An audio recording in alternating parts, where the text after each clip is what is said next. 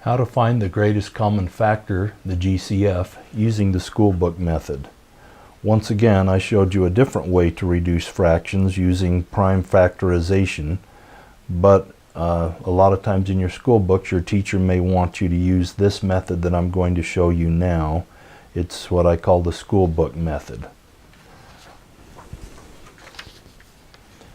Let's say we just added a couple of fractions together and we got this answer, which is 4/8. Factors of a number are numbers that we multiply together to get an answer, a product. And so the numbers that we multiply together to get 4 are 1 and 4. We can then go up the notch once and say, what else can we multiply together to get 4? And the answer is 2 times 2. So we'll put a 2 right there. All right? 1 times 4 or 2 times 2. Let's do the same thing for the number 8. 1 and 8. We always put in 1 and the number itself. Then we work our way up through. Does anything else make an 8? 2. Let's try that. 2 times what? 2 times 4. Does anything else make an 8? 3? No. 4? We already have 4 on there, so that means we're done. Now we look. So there we have the factors of 4 and the factors of 8. That gave us our factors. Now we look for common factors. We have something in common if we have something that's the same. All of these are common factors of 4 and 8. So that gives us the C on our GCF. Finally, we want the greatest or the biggest common factor for 4 and 8, and that is the number 4. So that gives us our greatest common factor. The GCF of 4 and 8 is 4. What do we do with that? Well, we take our fraction, 4/8, and we divide the top by 4, and we divide the bottom by 4, and we get 1/2. That fraction is now simplified. Let's do another one. 10/15.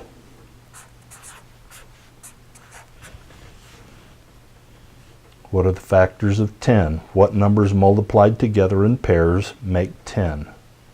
1 and 10. I give myself a little room there to fit these in. And 2 times what? 5. Does 3 go into 10? No. Does 4 go into 10? No.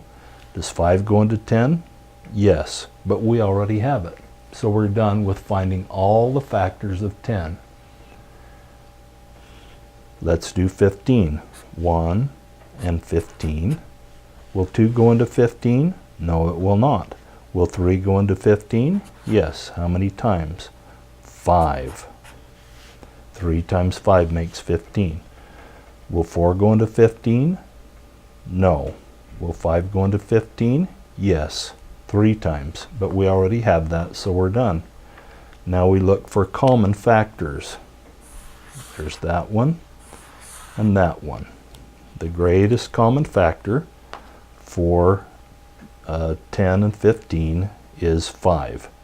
So to simplify our fraction, we divide both of the numbers by 5. And we get 10 divided by, let's put that in there. 10 divided by 5 is 2, and 15 divided by 5 is 3. There's the answer. Sometimes students get mixed up. Do I want the least common multiple or the greatest common factor? One thing that helps you to understand is there is no greatest multiple. You can keep multiplying forever. So we would never look for the greatest common multiple.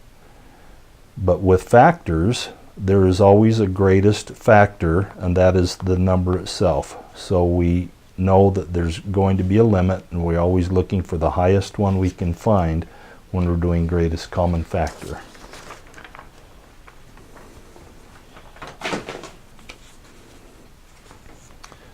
Let's do another one here.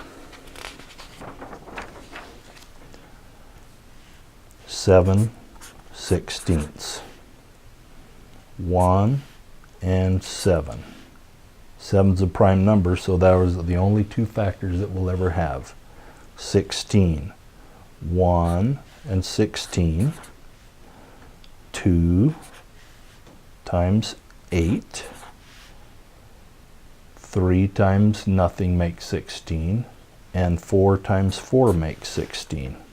Now let's look. There's that. Are there any others? There are no other common factors.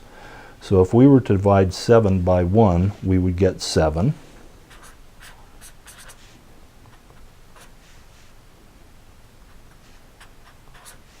And 16 divided by 1, we would get 16. Well, that puts us right back where we started.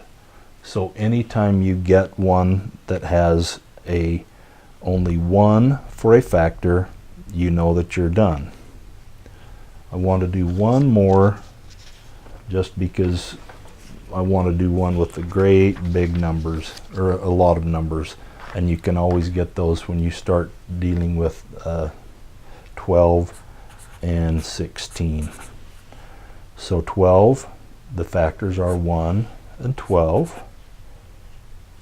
2 times 6 makes 12. 3 times 4 makes 12. And 4 times 3 makes 12. Well, we've already got that. So those are the factors for 12. 16. 1 times 16. 2 times 8. 3 times nothing makes 16. And 4 times 4 makes 16. So we're done with that. Now we find, once again, all of the common factors. There's 4 and 2 and 1. So we do 12/16. We're going to use our greatest common factor, which is 4. 12 divided by 4 equals 3, and 16 divided by 4 equals 4.